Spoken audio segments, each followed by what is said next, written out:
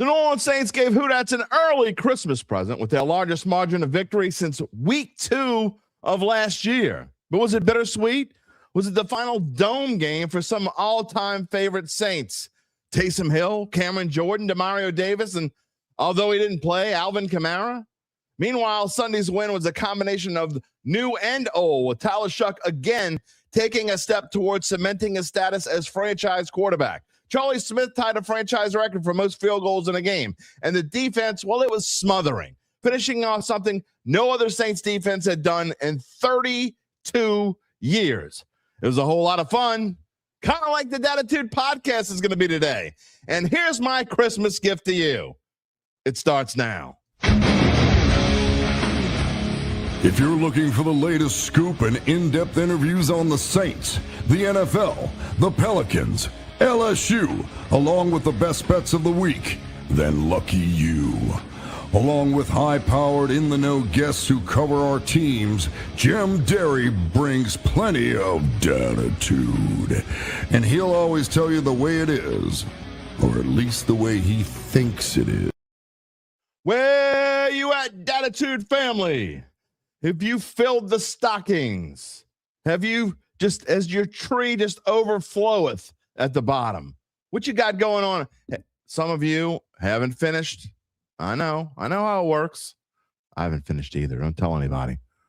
Although she may be watching, so, I still have a few more things to buy. We're going to go out tomorrow morning. I think. We're going to see. Anyway. You know what my gift is to you? I told you this already.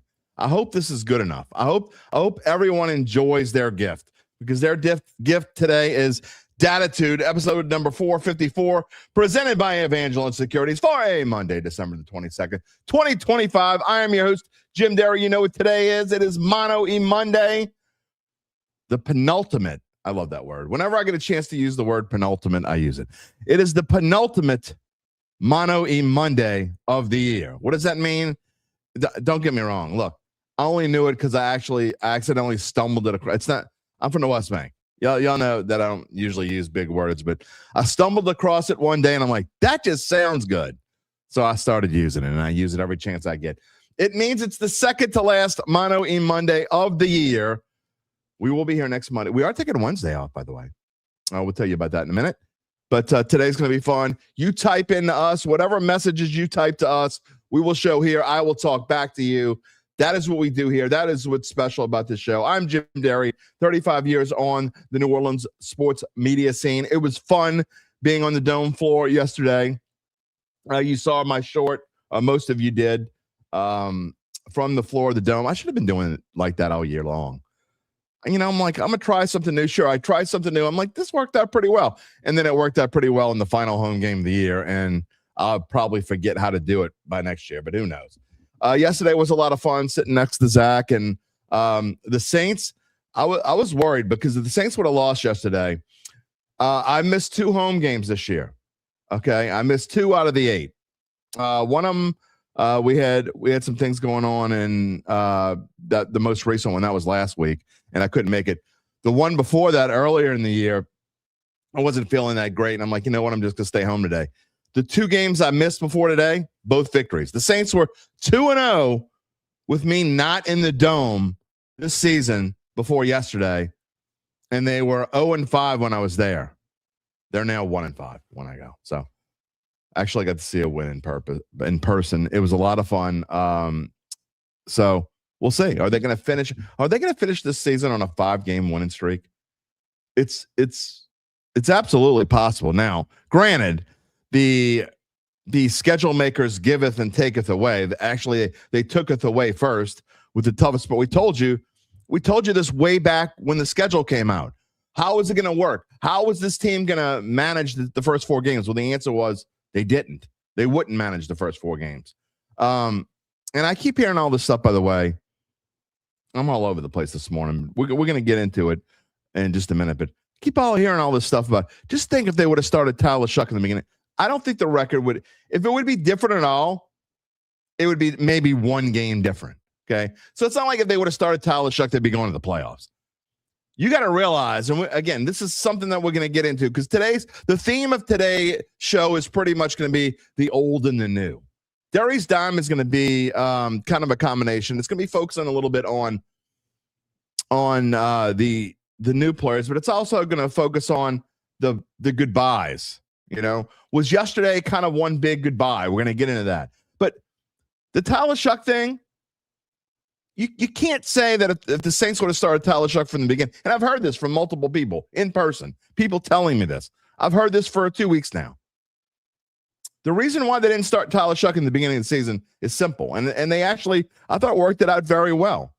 First of all, the gauntlet of the schedule that the Saints had to start the season, I don't think Tyler Shough wins any of those games. I really don't. You're not going to throw a rookie out there and just win. Maybe he beats Arizona. And yes, they played San Francisco the next week. San Francisco was missing key players, and the Saints almost got lucky and won the game. But I think that Spencer Rattler was playing better than Tyler Shough in the beginning. Again, things we'll talk about later on. What else is on today's show? We're going to briefly talk about Tulane, and the pundits were right there. What else can you say? The pundits were right. Did Tulane belong in the game? Absolutely, they belonged in the game. I don't care. I said this before. I don't care if they lose 80-0. They belonged in the game. However, the pundits were right that Ole Miss was going to walk all over. Now, James Madison actually made a game against Oregon. They scored a lot of points, but by the time they started scoring points, they were way behind. So, again, I think college football is something we'll probably talk more about on Friday when the Pick'em crew's here. Zach will be here Friday. No show on Wednesday. We are going to take Christmas Eve off. And then next week, how about we're going to have the Daddies? What? What is that? The Daddies. The Daddy Awards. Who's your daddy, baby? We're going to have fun with it. A week from Wednesday, we're going to give out our awards and maybe clip some of the best parts of the show and have our dumbass of the year. We don't know who that it's going to be, but we're going to have a lot of fun the rest of the year. And that's what this is supposed to be about. Look, the Saints are winning. The Pels are winning. It's a winning kind. The Saints haven't lost since November. Is that hard to believe? They haven't lost since November. They haven't lost since the Sunday after Thanksgiving. Crazy.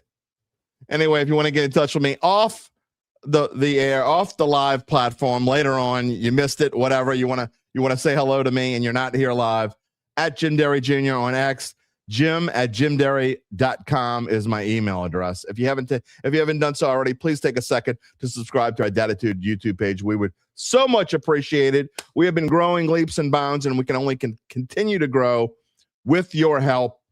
And if you'd like to give us a Christmas present, we're not going to say no. All right, let's get to I told you about the programming note. I want to get to some of the comments before I talk about anything else this morning. Where are we at here? Where are we going to start on this Mano E Monday? Cedric, you're first. Good morning. You're impressed with Shough. Davis and Cam, wish we could have went to Shough 3 or 4 games. Let's say there it is. And look, I'm going to say this again. I say this almost every show. I don't read a single comment before I go in the air. I want to be surprised. That's exactly what I'm talking about. I don't think it makes one iota of difference. Again, I'm going to tell you why it doesn't make one iota of difference. I don't think people can realize, again, you watched preseason. Rattler was better than Shough. He earned the job. We said this already. I thought they would probably still give it to Shough because if you're talking what, unless Rattler really went out and was that much better, I thought they would go out and give, but they didn't. And it turns out, you know what? I tell you when I'm wrong. I was wrong. It was the right decision to start Spencer Rattler to start the season. Yeah, the record stinks. What would it have been? I think it was the right move. Gabe says they'd have beaten Arizona. That's it. I don't know. We'll see. Sort of breaking news. You just wanted to type this in just because it sounds cool. Okay, did it? I'll give you to you. We might have another one. First team all college football name team. Colorado State tight end Rocky Beers. Beers. We need some beers to watch the show. It's hitting the portal. That's right, baby. I'm going to switch the slides because I know almost everybody's going to want to talk about the Saints this morning. So I'm just going to put the Saints up. I am telling you, I am going to spend time talking about Tulane early in this show and before I get to the dime. But I want to go through some of I couldn't wait to get to some of the comments this morning. I knew I was going to get one of those, and I didn't think it was going to be the first comment. But I knew I was going to get should have started Shough from the beginning. No. I don't think anyone could figure out how much Shough learned that first half of the season. I mean, what did they do at practice? None of us have any idea. It was 100% the right move. They've done the right thing. Rocky says, good morning. Hello, Rock. Defense shines again. Shough is the guy. I think Taysom has played his final home game as a Saint. In the sense of his remarks after the game, he went out with a bang there. Speaking of his remarks after the game, I have been slacking with comments, showing pressers. I have Taysom's a 45-second clip of Taysom getting emotional yesterday. If you didn't see it, even if you did see it, it's still worth looking at. Again, was it Taysom Hill's final game as a Saint? If it is, he went out with a bang. His final play in the Superdome, if that is it, and I can't imagine it's not it. I can't fathom that Taysom Hill's coming back. Of the four, if you said only one player is not coming back next year, of the four, Alvin Kamara, Cam Jordan, Demario Davis, and Taysom Hill. Of the four, and you said only one. Three of them are coming back, one isn't. I would say Taysom Hill's not coming back. Now, it wouldn't shock me if any of them come back. What would shock me is if all four came back, that would floor me. I don't see any scenario in which all four come back. It was not Rodney Dangerfield, Gabe. Should have started Shough, I tell you. No, it was not. I think they did the right thing.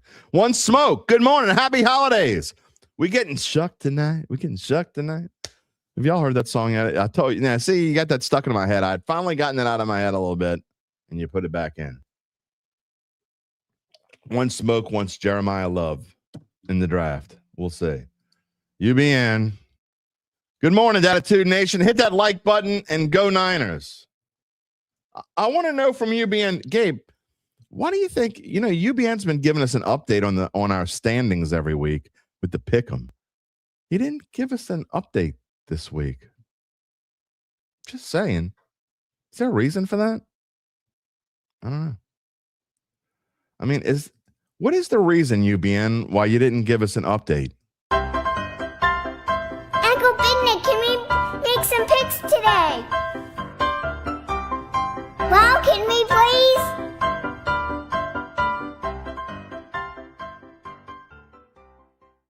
Oh, I had to. We're having fun here on this Monday, Mano E Monday. We're just going to have a little fun. The song's back. Gary says, great win, Taysom. Tyler, awesome. Worry about all those hits he's taking. Defense is great also. Well, I mean, what are you going to do? Not much you could do there. You could shore up the offensive line in the offseason, and I think there's no question. That is priority number one. Zach and I had this interesting discussion yesterday, and it started with Chris Olave. And here again, once people start dissing on Chris Olave, it's amazing. Like you're watching in game and somebody's talking to everybody wants to hate on Chris Olave. He's not a wide receiver one. 10 catches for 148 yards and 2 touchdowns. I don't give a rat's ass if he was playing the Jets, the Titans, the 49ers, the 85 Bears, or who the hell he's playing. 10 catches for 148 yards and 2 touchdowns against any NFL team means you're a wide receiver one. Sorry. You can be wrong. It's funny how they stop hating us. As soon as he started, Zach was on the bandwagon, baby. He was, no way, it's a wide receiver one. You're one. I mean, what is your definition of a wide receiver one? I mean, not everybody can be Jamar Chase, Justin Jefferson. Okay? Sorry. Don't get me started on that path again. But we probably will be there again at some point. Nola Rebel, good morning. Merry Christmas. Give me a lot. I hope there's a lot of Merry Christmases today. Daryl Hayden, good morning. Have I seen enough to say, shuck it, the kid has checked all the boxes? The answer is no. You can't say this guy's your franchise quarterback yet. It's what, 6 games, 7 games? 7 games, I guess. He's 4-3. Is that what he is? Whatever it is. Don't get me wrong. He cemented his spot as the starting quarterback of 2026. No question. Has he cemented his place in my mind as he's the unquestioned future of this franchise? Well, what do you consider the future? If you consider the future next year, then no question. But I'm not ready to sit here and say that I think this guy's going to be the quarterback of the New Orleans Saints for the next 8-10 years. He could be. You can't say that after a short period of time against a bunch of crappy teams. Now, I'm not going to be a hypocrite. I can't tell you that 10 catches for 148 yards and 2 touchdowns for Olave makes him a wide receiver 1, while 32 of 49 for 308, 1 touchdown, no interceptions. That doesn't make you a potential future quarterback, but it also doesn't cement your place either. Again, I don't want to poo-poo on anything Tyler Shough's done because it's been way better than I think even the Shough lovers have to be like super impressed. But you know what? Let's change the slide to this. Let's put this one up. Again, I don't necessarily want to take anything away from him. He came in the Rams game. Okay, he lost 34-10. He looked pretty good. I thought he looked okay in that game. But since the 34-10 loss, beat Carolina 17-7. Atlanta, he lost 24-10. Miami lost 21-17. Great comeback, almost won it. Then beat Tampa Bay 24-20. Beat Carolina 20-17. Beat the Jets 29-16. What do you notice about all this? Again, today's not a day for poo-pooing on anybody, so I don't want this to sound the wrong way. When I say what I'm about to say, don't take this the wrong way, Saints fans.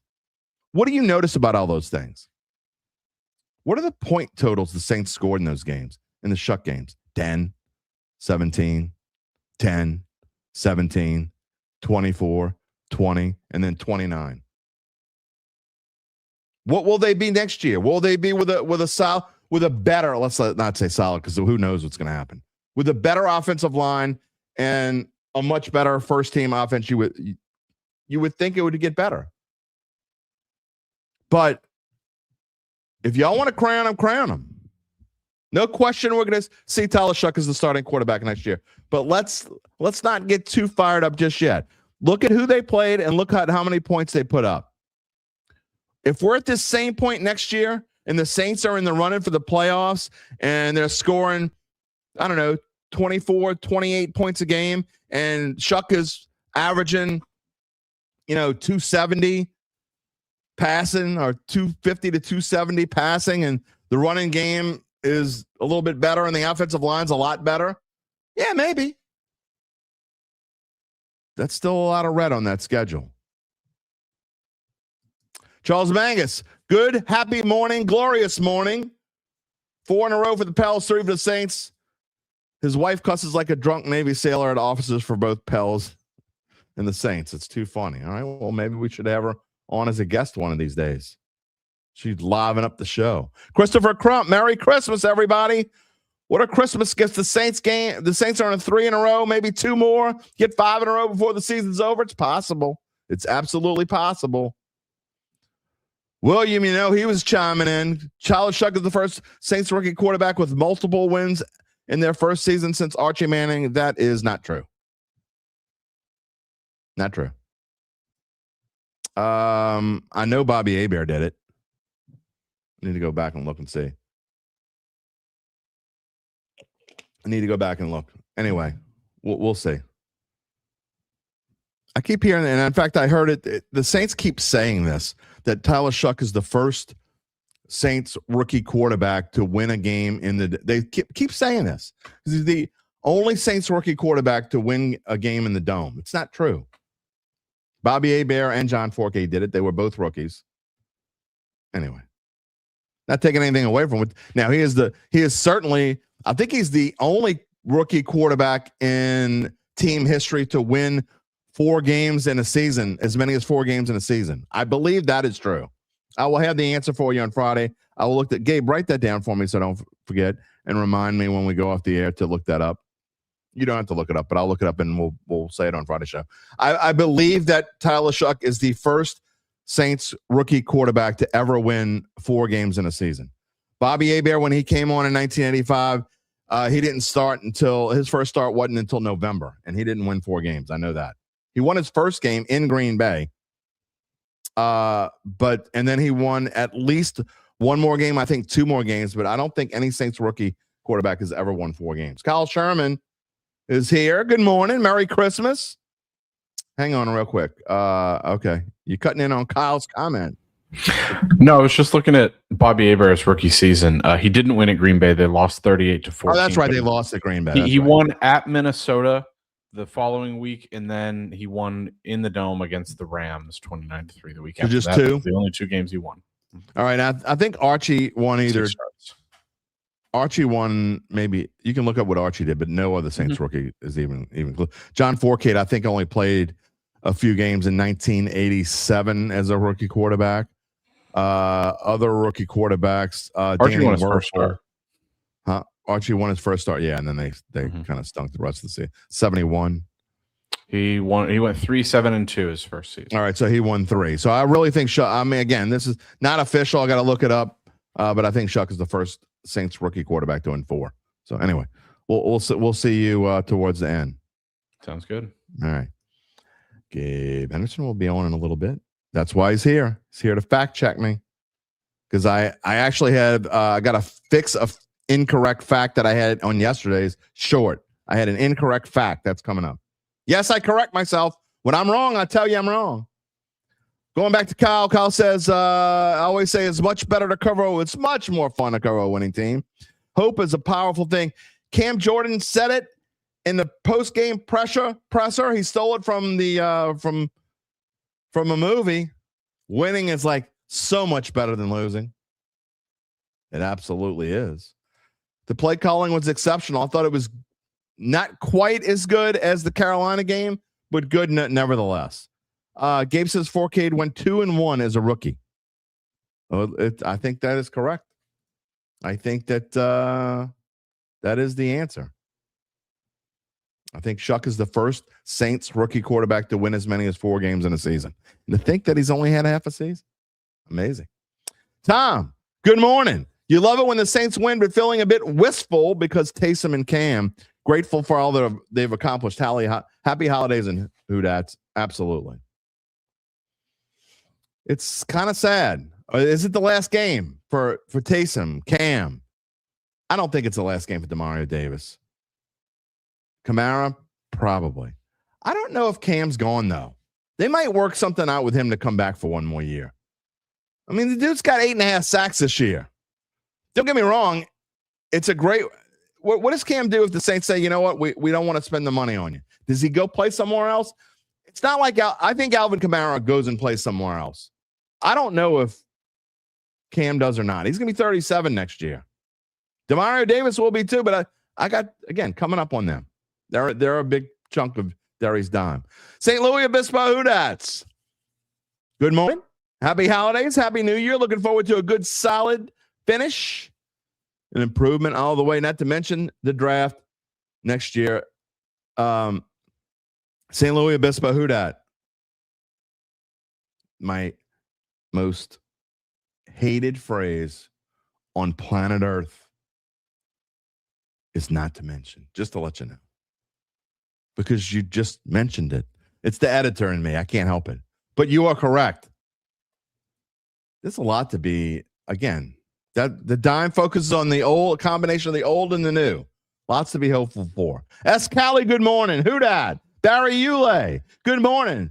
Great post-game clip yesterday. Thank you so much. Merry Christmas. Charles Mangus, I didn't even talk about the uniforms. Love the helmets, hate the uniforms. Cam says it's his favorite color. I don't care what Cam says. That is it might be the worst. This is the last I'm going to talk about the uniforms today. That is the ugliest uniform in the NFL. It might be the ugliest uniform I've ever seen. Gabe says the second worst. Please don't wear that crap again. It's so ugly. It's funny because I got a big mixture of comments when I posted a picture of it in the pregame. I know some people loved it, but I think the majority is with me. Awful. That's not even your color. It's not even gold. It's khaki. It'd be a little bit better, maybe in a little bit. It'd still be ugly as hell. But it's just not good. Tom says, good morning, Who Dat Nation. Love it when the Saints win. Oh, I showed that one. I'm sorry already. But Tom, thank you anyway. Gabe says it looks like the leftover remnants of the Thursday Night Football color rush uniforms. It's just not good. Thank you so much for the $5 donation, Charles. We appreciate it. The super chat. Merry Christmas to you and your family for sure.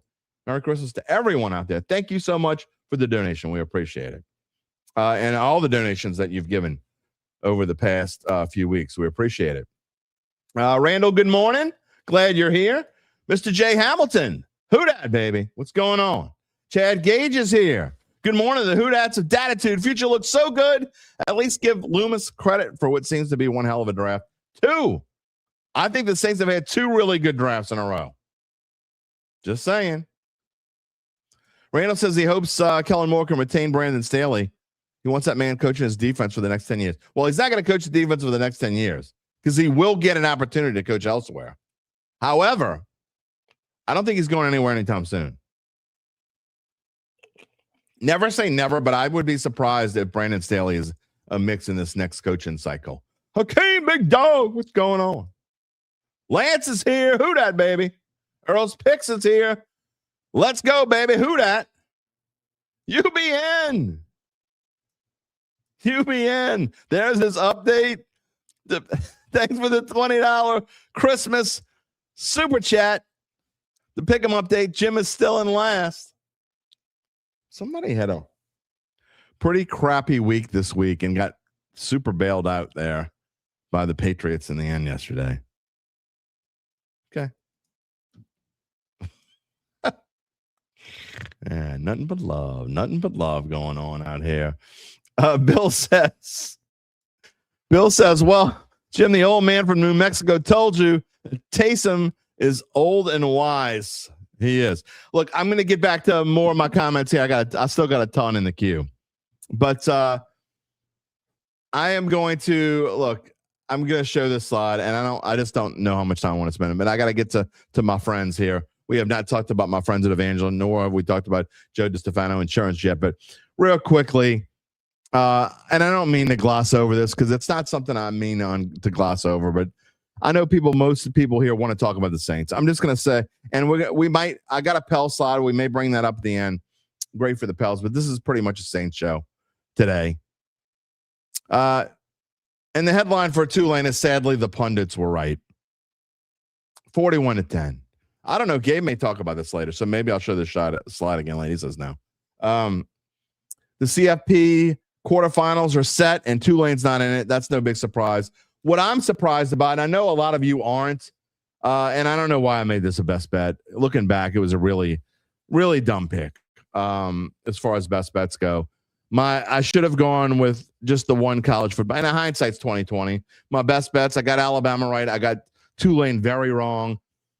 I should have went with what my original pick was, and it was Atlanta -3 over Arizona. But then I'm like, do I want to pick Atlanta they could easily just not show up, or do I, after the Tampa Bay win, or do I want to pick Tulane? And I went with Tulane because I thought they'd keep it close. But looking back, how we do point differential, the variation on this game just told me that it was probably not the right pick to make because you easily could get blown out. And actually, we got lucky that Tulane got a garbage touchdown at the end, or it would have been 41-3. Anyway, the pundits were right. It still doesn't mean, and I want to talk, I'll probably talk a little bit more about this on Friday, but I'm just going to say this again. If you are saying that Tulane didn't belong in the playoff, you're wrong. I mean, if we want to turn the college football playoffs into just merge the SEC and Big Ten and have your 12 team and take the best 6 teams from the SEC and the best 6 teams from the Big Ten, or the best 7 teams from the SEC and the best 5. No, it's stupid. That's all I'm going to say on that. Again, and James Madison showed up against Oregon, which shocked the hell out of me. So anyway, again, something we'll talk more about on Friday, but I wish the Green Wave would have been a little bit better. Now John Summerall is heading to Florida. He is done. Rich Hall takes over a Tulane program.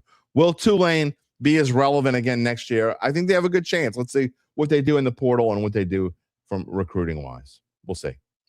All right. back to the Saints. And before I get to more comments, let's get to the heart of this show. We got more comments here on Mano E Monday, of course, and we got Derry's Dime coming up. If you don't know what Derry's Dime is, it is a combination. I'll try to give my best Jim Henderson impersonation, where I give my commentary on the week. It is my scripted piece of the puzzle, I guess, from what I saw yesterday. And that is coming up in just a moment. But first, before we get to that, also, again, I got Taysom Hill. Taysom Hill getting emotional. Love this clip. It's my favorite clip of the week. So I cut it out, and so we'll see that in just a moment as well. But before we get to all that, let me tell you about our friends at Evangeline Securities. Of course, they're a company that can help you decide if it's the right time to sell your family-run or privately held business. And just as importantly, they can figure out what that business is worth. If that's you, if it's someone you know, it's time to reach out to Evangeline's founding partner, Nick Braden. He will start by scheduling a complimentary valuation from their offices either on Poydras Street or in Lafayette. And from there, you'll be well informed and begin to make the decision on if you want to proceed. Saints have won 3 in a row. Well, guess what? Evangeline is, I don't know. They're 15-0, baby. We'll tell you more about them later in the show. We'll tell you more about the rest of your life. All of that coming up. In the meantime, you can check them out at www.Evangeline Securities. And then, of course, there's our friend, Joe D. If you own a small business of fewer than 20 employees, you know how tough it is to get the best rates on health insurance. That's why you want to call Joe DiStefano Insurance. Joe and I have known each other for almost 40 years. I can tell you that he's someone that I trust.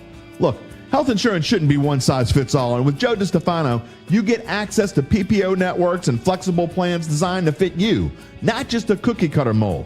Joe's licensed, he's local, but he can help you no matter where you live and operate. From preventative care to peace of mind, we'll tailor a plan that works for your life today and tomorrow. Call Joe DiStefano at 504-234-2132 to protect what matters most. Protect what matters most. Call my friend Joe D. Joe DiStefano, 504-234-2132. All right, I got a correction again from my short. And look, my shorts have been doing really well. I know y'all are paying attention. You're watching the shorts. Again, I know I got to start doing more than 1 or 2 a week. I really would like to do a morning update. We're going to see if we can get to that in 2026. That is on my goal, my bucket list. Also in 2026, Gabe and I have talked about it. We are going to have memberships, DAT memberships coming up. We need to figure out exactly how we're going to do it. I know we're going to figure out what you're going to get with your DAT membership. I know you're going to get some merch. We showed you the other day. In fact, I'm so proud of this. My wife gave me an early Christmas present I showed it to you last week. I guess it's got a little greenish tint in there because you're seeing through it. But Dattitude stickers. How about that? Put one on my truck. That might be part of merch. We're gonna have shirts. I'm telling you, the first shirt that we have is gonna be the Dattitude logo on it, and it's gonna be big 0.0 on there. Maybe it'll be Gabe's shaved head. Who knows what we're gonna have on there? We have all kinds of stuff coming up. Anyway, all that, we're looking forward to 2026. We can't wait. There's so many great things coming up in 2026. Again, memberships are coming up, so be on the lookout for that. Real quick, a correction from the short. Like I said the Saints held an opponent to fewer than 200 passing yards in 6 straight games, and I said it was something they had never done before. Now, I was right about the 200-yard. They have held an opponent yesterday, marked the 6th straight game where they held an opponent to 200 passing yards or fewer. Actually, just fewer than 200 passing yards. But it had happened before. That was an incorrect statement. It's actually been done multiple times previously, but it hadn't been done. This, I know, is correct. I typed it into the stat machine, which I should have done yesterday instead of just using AI, which was absolutely the wrong thing to do. AI was incorrect. StatHead is never wrong. The last time the Saints went 6 straight games without allowing more than 200 passing yards. 1993, the Dome Patrol. Gabe Henderson wasn't even born yet. 1993, I was in my 20s. I was doing all kinds of stupid crap. I've been working at the Picayune for what? 3 years? That's how long ago that was. The Dome Patrol. 1990. That's the last time the Saints won 6 straight games, allowing 200 yards or fewer passing. The record, by the way, if you're wondering to know what is the most games in a row the Saints have ever gone, allowing 200 or fewer yards passing in a game. 9 in 1992. The year before they did it in 1993, they won 7 straight. 9 games in 1992. So pretty impressive. I mean, all this stuff we're talking about, we haven't even been talking enough about the defense. Defense is fantastic. It's like Earl says, Staley isn't going anywhere unless for a head coaching job, and that's not happening, so he believes we're good. Again, never say never, but yeah, I think I don't think he's going anywhere this year. I just don't think he's going to be in this head coaching cycle. I think he will be back in a head coaching cycle again soon enough, but no. Earl's picks also says 50 Cent. Who dat was repping the Saints? Yeah. 50, and they had this elaborate thing at halftime where they were building the stage. And actually, I'm like, is 50 Cent coming on? No, it was like it wasn't the Trans-Siberian Orchestra, but it was some kind of Christmas show. Anyway, Bart says, sad part about yesterday was the end of an era with Hill and Cam going out on top in the dome. I feel for them not winning a championship. I mean, how many players actually go out winning a championship? Now, it would have been nice if they could have had a winning season. I'm going to say this again. I'm not so sure Cam's done. I'm just saying. Do we think Cam's done? I don't know. I don't know if Cam's done or not. St. Louis Obispo Hudat, thank you so much for the $10 Merry Christmas donation to the Dattitude podcast. Much appreciated. All donations, very appreciated. It means a whole lot. We are trying to make sure that the show rolls on, baby. I think we're in a good spot. I really do. So look, real quick part going back to Taysom, I think is a fait accompli. I think Taysom's done.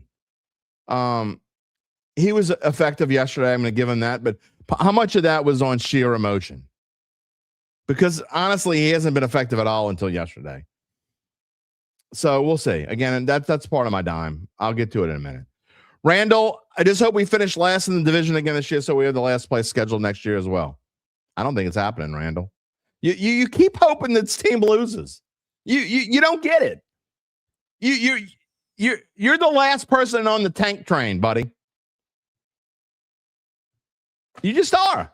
I don't care where look, don't get me wrong. Sure, I'd rather play a last place schedule, but you don't lose on purpose. So if the Saints went out, I'm pretty sure there's 0.0% chance they get the last place schedule. If they went out, they'd be 7-10.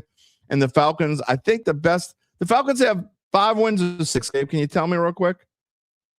6. Okay. So I don't know who wins a tiebreaker if the Saints and Atlanta finish tied. So to finish last, they need Carolina and Tampa to split. So Tampa would have to win the last game because the Saints would beat either one of those teams in a tiebreaker. And I don't know if they beat Atlanta or not in a tiebreaker. I'm not sure.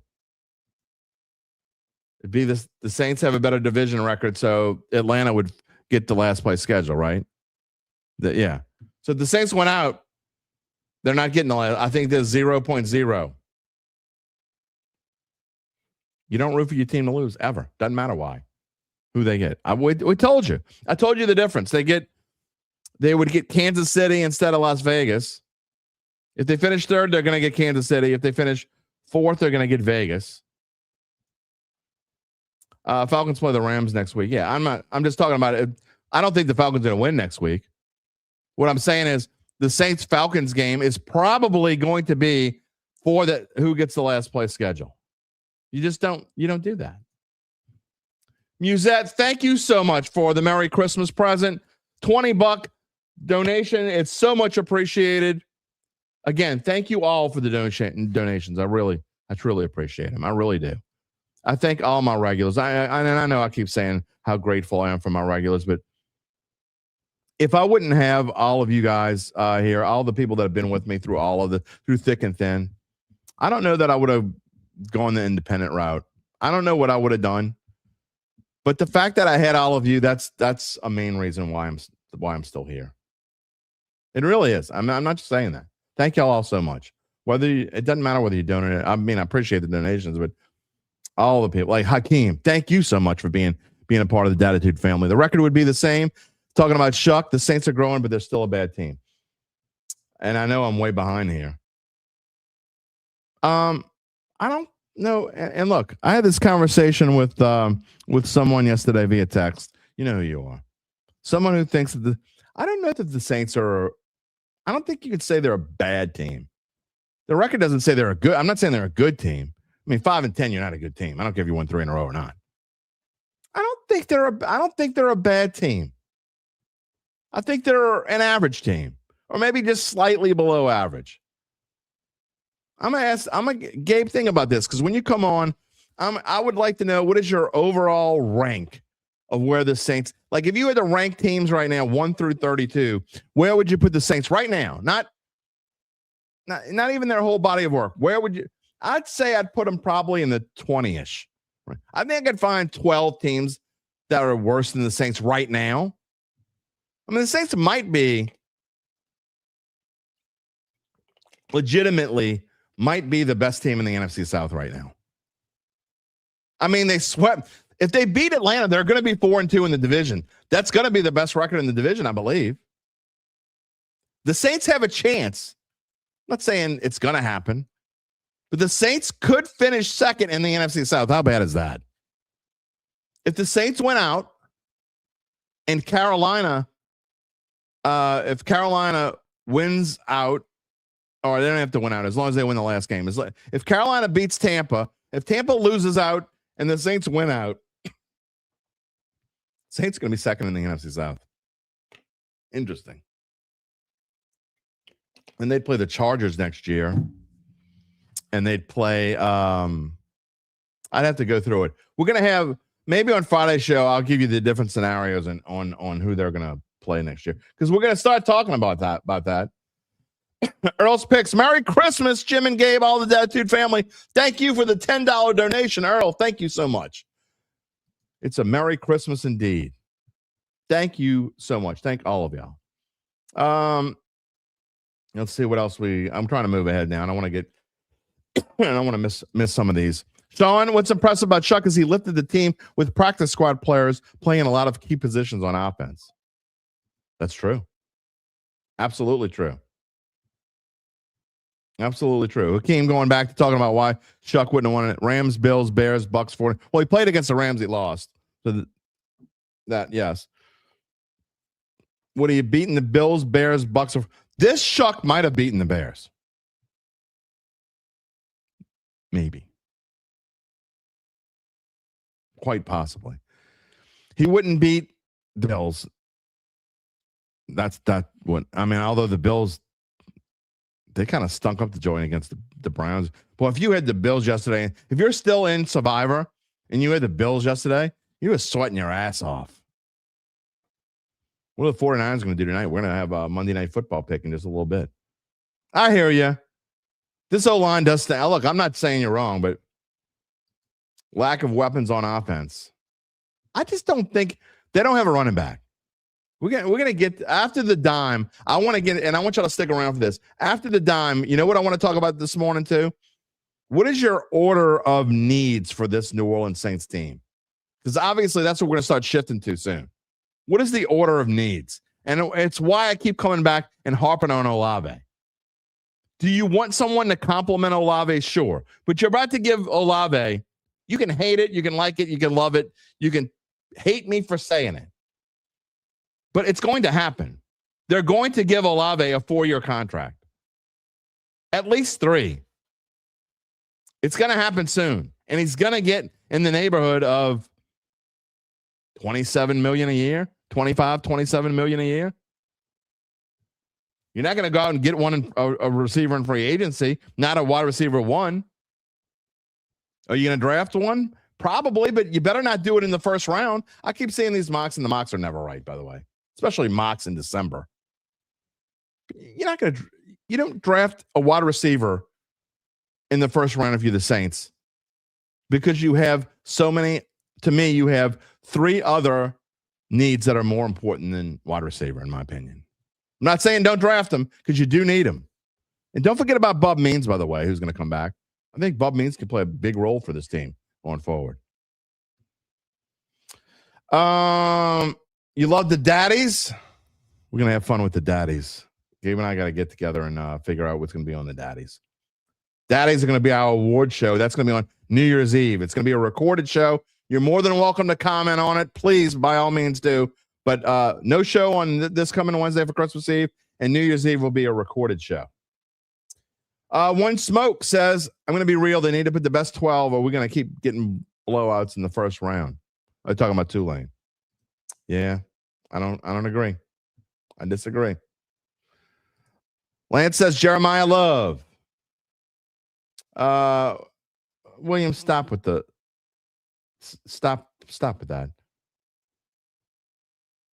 Let's just stop. Why do we need the diss on Rattler? We're not doing it. We're just not doing it. I thought, look, I'm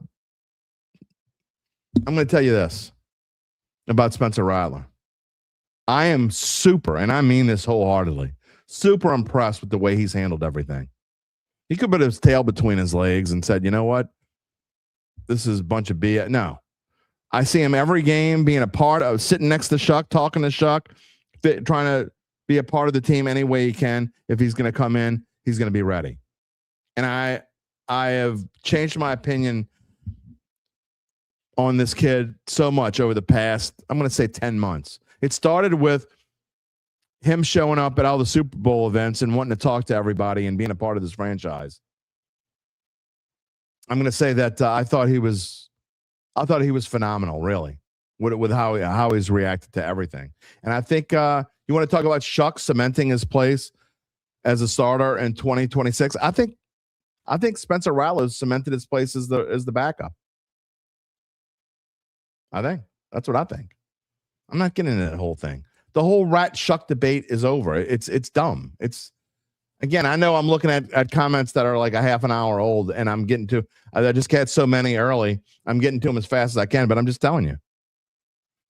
I think it's a crazy. It's crazy. I mean, why are we even debating this right now? Dylan Smith, good morning. I think this whole team has been growing and learning together. Coaches, players, they're starting to become a team, Charlie. My kind of team. Musette, again, good morning, Merry. Almost Christmas. What else we got here? Rocky's already chiming in. He says offensive line, wide receiver, and running backs. In that order. There's no way, like 0.0 wide receiver should be ahead of running backs. 0.0. They don't have a running back. Like, they've got two solid receivers. Is Vele a wide receiver too? He's close. But Olave, again, unquestionable. You can hate him all you want. You can continue to diss on him, and I'm going to continue to tell you you're wrong. 10 catches, 148 yards, 2 touchdowns. But he should have caught that. He should have, would have. Get out of here. It's so ridiculous, Olave. Exactly. Great stats. Again, I'm going to say by every statistical. Okay, let me bring this up again real quick.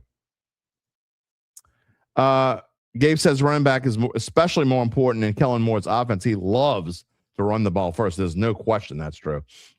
Another thing about Olave. I mean, people are just making up. I love Zach Ewing like a brother. Y'all know this, okay? But yesterday, sitting next to him, he came up with some ridiculous, absurd stat. Olave's reception to target number is not good. He's like in the 20s. Who gives a shit? That's the dumbest stat I've ever heard in my life. He's got Shough and Rattler throwing to him. He's got Shough. Meanwhile, you're going to compare him to somebody that has a Joe Burrow throwing to him, or a Josh Allen throwing to him, or, I mean, even Bo Nix has got a great completion percentage. I mean, you can go down the line and go through quarterbacks who have really good completion percentages. You can't go. That stat is dumb. It's a ridiculous stat. But we make up stats to try to prove our point. So if you want to use stats, though, every realistic stat, Olave is a wide receiver 1 by every statistical mean. Friday, I'll give you his numbers on where he stands because we still got one more game tonight. So I don't want to give you a stat when there's still one more game to play. But I know he's in the top 10 in receptions in the NFL. And he's in the top 15 in yards, I believe. Sean wants to know, what do I need to see from Shough to be the future? He's shown enough traits just to build around him. The offense needs some players with juice. Absolutely agree. What I need to see is more. The sample size isn't large enough, Sean. Again, I'm not poo-pooing on anything going forward. I'm just not. I'm not messing with anything about Tyler Shough going forward. However, hold on as I do something. I'm trying to do something on live TV. The sample size just isn't large enough. It's just not. So, I mean, I guess that's my biggest problem. If he had played a full season like this, then maybe. Earl saying he was 32 of 39, right? Not 32 of 49. That's correct stat. I did not mess it up this time. That is a correct stat. Apathy. Good morning. 3-0 against the division leaders that had everything to play for. It's trending beautifully right now. I don't know how he's selling play action when the Saints can't run the football. Apathy's being positive. You know that's when things are positive. If apathy's being positive, then you know it's positive. Okay, I'm getting to the point, I guess, when I was like, people thought I was poo-pooing on Shough. Come on, Jim, Avide Kibido says. He's winning with the scout team. Again, I'm not saying anything about who he's winning with or who he is or whatever. I'm not saying he's not the future. I'm just saying cool your jets just a little bit. How many games has he played? 1, 2, 3, 4, 5, 6, 7. 7 games is not, I repeat, not enough to say he's the future of this franchise. It's 7 games. Could he be? Absolutely. Am I impressed with what he's done? 100% impressed. 4-3. Amazing. With this team, amazing. But 7 games does not make you the future of a franchise. It just doesn't. Come on, y'all. Chill a little bit. Again, I'm not saying he's not. And we're certainly going to see a full season of him next year, barring injury. Let me see a full season. How many games is a good sample size? I don't know. 20 games? What's that, Gabe? That sounds about right. 20 games? Think that's a good sample size? 15, 20? At least 15. Just saying. Again, I'm not saying he's not. I'm super impressed. He's been fantastic. But whoa, Nelly, whoa. Adam Varner, good morning. Shough is good. Taysom looked vintage, as did Cam. Whole team played well. Also, there was a comment back here. Here it is. Derek Branch wants to know, do I think they should bring back Cam and Demario? 100% should bring back Demario Davis if he wants to come back. He might not want to. I'm going to get to that in just a minute in my dime. In fact, you know what? I know I'm way behind with some of these picks. I apologize. I'm trying to catch up. We got a lot of comments this morning. I knew we would. But let me get to the dime because usually I do this around the half an hour mark. We're at 54 minutes and I haven't done it yet. So the dime is my commentary of the weekend, and here it is for y'all. It's a little bit shorter than usual. And I also want to get to Taysom's emotional presser yesterday. In a short yesterday, I talked about all the superlatives the Saints were able to accomplish against the Jets. We told you earlier, as we corrected it, about holding an opposing offense to fewer than 200 passing yards for the 6th straight time. I talked about Charlie Smith. We haven't even got to Charlie Smith. Talked about Charlie Smith tying a franchise record with 5 field goals in one game. Tyler Shough is the first Saints quarterback to throw for 300 yards since Derek Carr did it exactly, and I mean exactly, on that same date, December 21st, 2 years ago. He's also only the second quarterback for the Saints to do it in a winning effort since, dare I say, Drew Brees. That's the new guard. Meanwhile, the old guard left fans with a gift. Cam Jordan became number 1 on the all-time Saints sack list with 2 yesterday and has 130 for his career, passing up Hall of Famer Ricky Jackson, who just so happened to appear on, fittingly, episode number 57 of the Dattitude podcast a few years ago. Demario Davis looked like his all-time great self, racking up 8 tackles against his old team to give him 131 for the season. He now needs just 6 more tackles to have the most in any season he's had in his 14-year career. That's right. Barring something silly, Demario Davis is going to have the most tackles ever in his 14-year career this year. It would beat last year's 136, by the way. And Taysom Hill touched the ball a whopping 17 times on Sunday and is now the only player in the Super Bowl era with more than 1,000 yards passing, 1,000 yards rushing, and 1,000 yards receiving in a career. The question is, was yesterday the final time we'll ever see those 3 in a Saints uniform in the Superdome? Throw in Alvin Kamara, and there's no question that this season we'll be saying, at the end of the season, we'll be saying goodbye to longtime treasures in franchise history. One would have to think at a minimum 2 of those 4 are gone, maybe all 4. While it will be sad when any or all of them leave, we're also entering happy times. We've been calling for a complete revamp of this team for a long, long time, and there's little question that overhaul has most certainly begun. Just think about how far ahead of other teams the Saints already are. You need any proof of how far apart the Saints and Jets really are? This Saints team, if you look at lines, and judging by what Las Vegas said in August, the Saints were the only team they were favored against the entire season was the Jets. And they were only 1.5-point favorites. By the time this game came, that line had jumped to 6, a 4.5-point difference. Meanwhile, the Saints, before the season started, were underdogs on the road at Tennessee. And even though Tennessee walloped on the just banged up and completely depleted Kansas City Chiefs on Sunday, the Saints are going into Nashville next week as a 2.5-point favorite. More proof that these Saints are a completely different team than they were in September. Just 6 or 7 weeks ago, it looked like the Saints were a lock to draft in the top 5 with an outside shot at number 1. Now, with 2 more wins, I told you this, it's possible, absolutely possible, that they finish second in the NFC South. No matter where they draft or how many wins they finish with, this has been a 3-game winning streak very few fans will forget. It could be 4, it could be 5, who knows?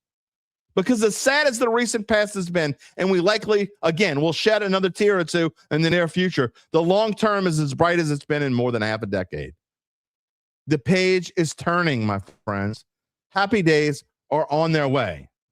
In other words, Merry Christmas, Hoodats. Enjoy it. It's only going to get better from here.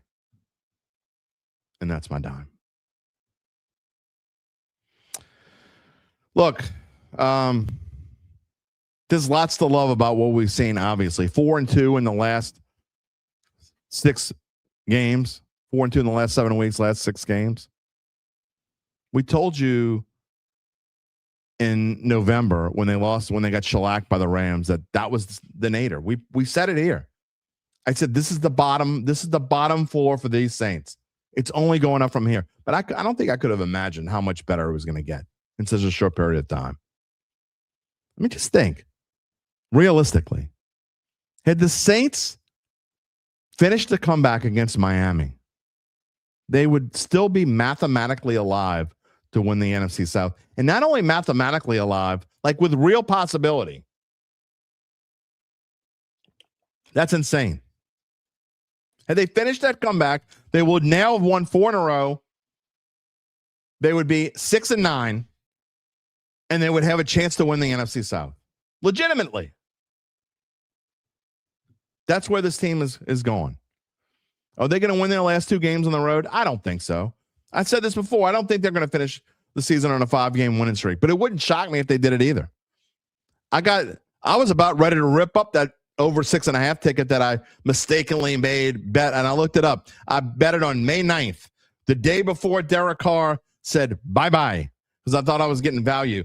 Clearly, the odds makers knew something I didn't. But what the odds makers didn't know is that Tyler Shough was going to come in here and revitalize this franchise.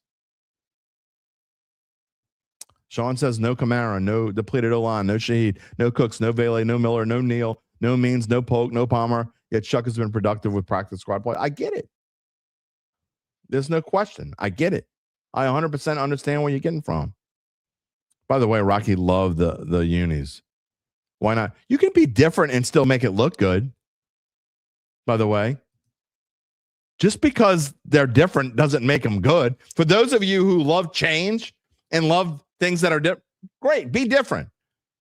You can find something that doesn't look like somebody threw up all over you, because that's what it looks like when they wore out those all gold. It was bad enough when they wore the gold with the black pants. It was way worse when they wore the khaki with the khaki band.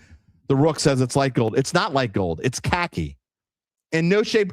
Take that uniform and go do a color swab over it. It's khaki.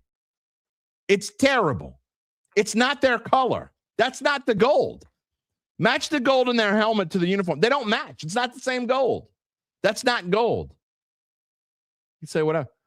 Rob says the Seahawks 10-mile green is worse. No, they're not. Daryl says they're fugly. I'm trying to go quick now because I'm trying to catch up. David +1. Steelers Bumblebee. Yeah, I don't like that one either, but it's not worse than the Rams' dirty white pants. I don't mind those. The Steelers Bumblebee. Yeah, the 1930s. I don't mind them. I don't love them, but I don't mind them. They're certainly not worse than gold. My sister's here. Oh my goodness. Is this the first time watching the Dattitude podcast? You must be having nothing to do today. Just saying. My sister lives in just outside of Springfield, Massachusetts, by the way. She likes Drake May. She probably doesn't even know who Drake May is. I'm going to ask her. One Smoke, she's probably not still here. That was half an hour ago. Smoke hates the gold uniforms. Trying to catch up. I apologize if I pass over some of these. Phil Mariani, happy Christmas to all the Hoodats. He is shocked. Ovidier says, when we draft our edge rusher, Cam will mentor him so he can retire. No, he's leaving his position secure. I have this feeling. Cam's going to come back. Now, he would obviously have to take a hometown discount. And they would have to decline his option and then sign him to a revamped deal. I don't even know how that would work. I need to ask how that would work. Musette wants pink glittery Dat merch for the ladies. You know what, Musette? You got it. We're going to figure out how to do that. A-Town says, good morning. Seriously, I need a theme song for Derry's Dime approved by UBN. We're working on some songs. I have plenty of musicians in my family, especially in my in-law side of the family. We're going to come up with a theme song for Dattitude. We're going to keep Phil's voice, but I'm going to come up with a theme song for Dattitude. That's coming in 2026 as well. We're going to add that to the list. Jason Benson, he wants to keep Taysom. No. He had that burst yesterday. I'm pretty sure that's what you mean when you say, I don't know, Taysom heard that. Get over it, Jason. Got to go. I love Taysom. In fact, that's a perfect segue. I got to admit, I kind of shed a tear when Taysom went to the podium yesterday. Did you see it? If you didn't, you're about to. And I just cut out. It's 50 seconds long. Taysom knows it was his last game in the Dome. I don't think it doesn't matter what we think. This is a business, man. And other than yesterday, was Taysom, look, how about the 4th and 1 where they just ran up Taysom up the middle? Taysom would have got that 19 times out of 20 before this year. He just doesn't have it anymore. He knows he doesn't have it. If you watch this 50 seconds, I think you'll all know that he's done. It's sad. You're probably going to shed a tear. But he's done.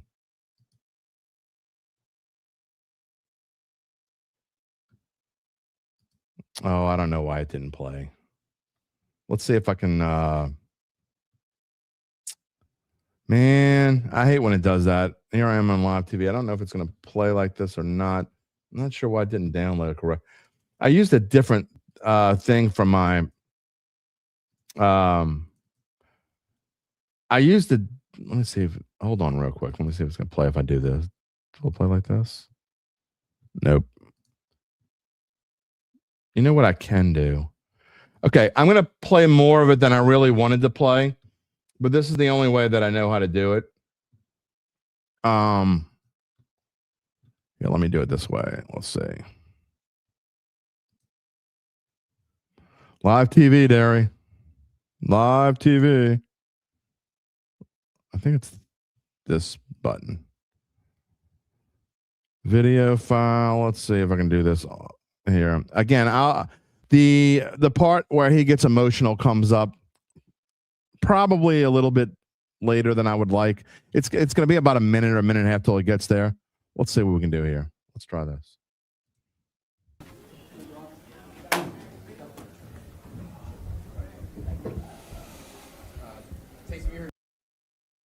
Stuff is off the table, but everyone's still cherishing every opportunity you get, and that's I think that's pretty unique and special, and I think that's what Juwan and others are referring to. Cam was saying that he had 24 people here, at least 24 passes. Did you have any similar efforts of trying to get family here? Or?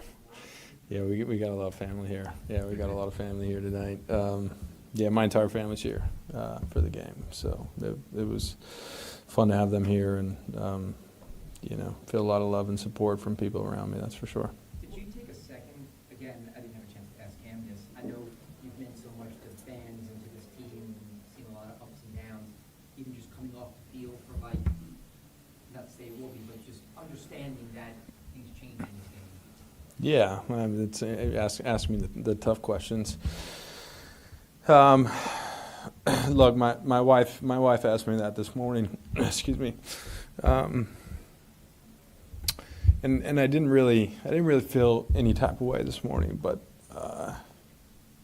as I was driving to the stadium today, you start to think about the last 9 years and what it's meant to me and my family and the city and stuff. So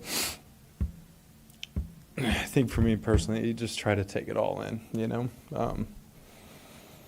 had a great experience here tonight, and I don't know what the future holds for me, but it was a special day for me and the family.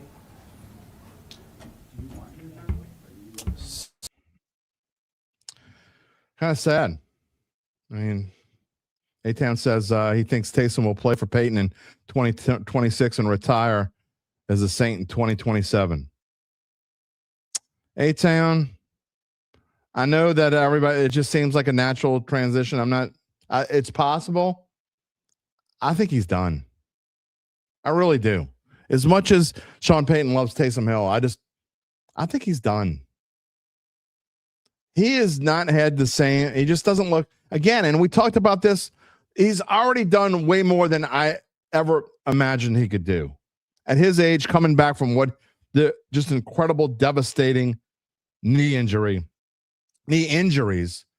that he had on one play last year that ended his season. He wasn't supposed to be back until like Halloween. He came back a month earlier than he was supposed to come back. And did he contribute? Sure. And I've been on him, and I said, look, it sucks. It stinks that we have to say goodbye to players. But I just think that I think he knows he's done.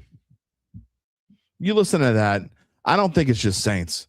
And I don't necessarily think it's because he wants to. I think if he gets the opportunity and somebody wants him, if Peyton wants him, I think maybe he would go back. But I don't think he wants to. UBN, when was I thin?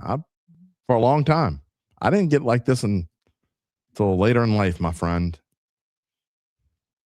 I weighed 185 pounds when I was in college. That was a long time ago. Phil Mariani says Jeremiah Love will be the Saints' first round pick. Bank it. Okay, well that's a good segue into where we are. What are the Saints needs in order? I think that anyone who thinks that wide receiver is a bigger need, if you think wide receiver is a bigger need than running back, I just think you're crazy. They don't have a running back. They just don't. They don't have a run. Oh, they got Kendra Miller might come back. How many years are we going to sit here and say Kendra Miller might come back? I'm sick of saying that. So he doesn't count. But Devin Nail could be really good. Well, he's already been injured a couple of times. And he's a 6th round pick. And he's definitely, if anything, he is a backup running back. I hope he can be. I think he could be an okay backup. But he's certainly not an RB1. Not even close. Big Sean says Shough is looking good. Good stats plus winning. Yeah, looking great. And these are a lot in relation to what I was saying about Shough potentially, like people thinking that I messed with him. Again, I think he could be the franchise quarterback. Need a larger sample size than 7 games. Lance says you can see Shuck's growth. He gets better each week, learns from mistakes, and doesn't seem to keep making them again. That's what I want from a rookie quarterback. 100%. 100%. Lance also says running back in all caps, no question. There's no question. Big Sean saying wide receiver and O lineman. Do they need a wide receiver? Sure, but it's further down the list. I'm going to say, here's my order. I'm going to say offensive line is clearly the number 1, but you can probably get guards in free agency, or you can get a one guard in free agency and another good guard in the 2nd round. But so I think priority for the draft, not necessarily priority for this team, but priority number 1 for this team in the draft, my opinion, is running back. Edge rusher is also up there because we talk about, is Cam going to, even if Cam comes back, look, you can't expect Cam. I mean, I didn't expect Cam to do what he did this year, but I'm not expecting Cam to come back in here. 8.5 sacks. If he gets a sack and a half more, is he going to have 10 sacks this year? Possibility. I mean, the Falcons' O-line stinks. The Tennessee offensive line stinks. He absolutely could have another sack and a half. Merlin Abear, running back or edge? I'm not sure what Russia means, but okay. Ryan says, I think the Saints believe they have Olave's complement and Vele. I agree. But remember back, here's another thing. Fans forget stuff that they say, or they just ignore that they said them, one of the two. How many people, and I'll have to go back and find the receipts. Maybe I'll make that part of the daddies. Gabe, we could make this a daddy category. How many people were hating on Vele? Oh, I can't believe they gave up a 4th. There goes Loomis again. Loomis is a dumbass. He gave up a 4th round pick for Vele. Remember that? You know who you are if you said it. I don't want to hear I didn't say it. I don't care. Remember when everybody was saying that? Oh, Loomis screwed up again. Apparently he didn't. Vele absolutely worth a 4th round pick. I said it then, I'll say it now.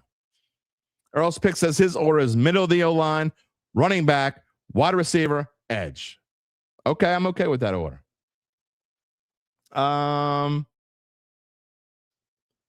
Jason, are you joking? He says, Gabe, I haven't watched a lot of Bills football lately. Is their team really worse than the Saints? Serious question. No, the Bills aren't worse than the Saints. The Bills are definitely better than the Saints. Now, don't get me wrong. They're not going to win in the Super Bowl, I don't think. Merlin says running back or edge rusher. You can't go wrong. Lance says, I'm camping outside Mickey's house with a sign that says, draft Jeremiah Love or UBN will take my place. Okay. Does UBN want to take your place? Charles says running back in the 1st round, 2nd O-line, then receiver, plenty of edge rushers in the draft. Charles has got the whole draft planned out. One Smoke says running back, O-line, DT, and wide receiver, tight end. I can't fault that order either. Tio Atayo Monroe says O-line, first 3 picks of the draft, 2 guards and a center. I don't think they're going to do that more. You'd have some really pissed off. If they, UBN says he'd love to draft for the Saints. Well, there's your answer. He would do it. If the Saints drafted the first 3 picks, and obviously this would never happen, but the Saints use their first 3 picks of the draft to draft an offensive line. Can you imagine the show we would have the show after that, Gabe? Or can you imagine the live show? It would, yeah. Sean says interior O-line via free agency, then running back, then receiver, then tight end, then edge rusher, then cornerback. Okay. I don't necessarily completely agree, but I don't think it's a bad thing either. Cornerback, I think they might be okay at cornerback for right now. Gabe says they would burn the comment stream to the ground. It would be nasty. Going back to talking about Rattler, and again, I'm behind. I'm trying to catch. I'm still like a half an hour behind. Rattler is a classy, talented number 2 quarterback in the NFL. Daryl Hayden says, I agree. Rob says, O-line, running back, edge, but if you get the best player at any of those positions, that's the guy you draft first. Okay, I can't disagree with that either. Jason says that Rattler's Dattitude has been nothing less than incredible. Nothing short of the utmost professionalism. Couldn't agree more. 100%. Gabe said it would be like that time Matt Rule's Carolina Panthers went all in on defense in a draft. Hence, he's coaching at Nebraska today, the University of Nebraska. Rocky says Olave, Vele, Tipton, but need more. Yeah, I don't. Rock, I'm not disagreeing that they don't need more. 100%. I hope Means pans out. I think Means is going to be a nice compliment. Don't get me wrong. Look, I'm not saying what they have is sufficient. I 100% think they need a wide receiver. I wish they would have drafted a wide receiver in this past draft. I kept wondering why they didn't. I absolutely think they need one there, but it's just not a top priority. Just not. When I a playmaker, you need all kinds of crap. You don't have a running back. You got to draft a running back first. Mr. J. Hamilton says needs are in his order is O-line, running back, DL if we lose Cam, rest based on quality of player. Okay. Kyle Sherman, wide receiver room in 26. Olave, Vele, Means, Palmer, the kid from New England. Palmer is the kid from New England. Tipton, and Austin. Trey Palmer. Yeah, no. The Bucks. He was from the Bucks. Pardon me. I hope I'm not catching anything. Although I'm off Wednesday, so I guess if I catch anything, it's all right. Kyle, I think that there's going to be an addition. I just do. I think they have to. I think they're going to add one in free agency, and I think they'll add one in the draft. I don't know. Mr. Monroe also says Olave, Vele, Trey Palmer, Bub Means, kid we picked up for New England, then drafting a wide receiver. I think they are. I don't think they are. I think I would be floored if they don't in the top 4 rounds.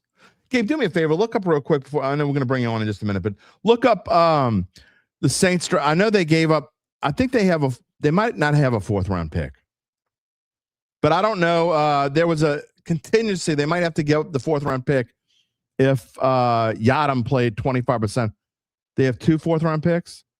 Oh, that's right, because they were going to lose one of them if Yadam played 25%, but I'm pretty sure he did not. So they'll keep that 4th round pick. So, yeah. All right, moving along, trying to catch up here. I'm not showing dumbass comments. You're just being a dummy.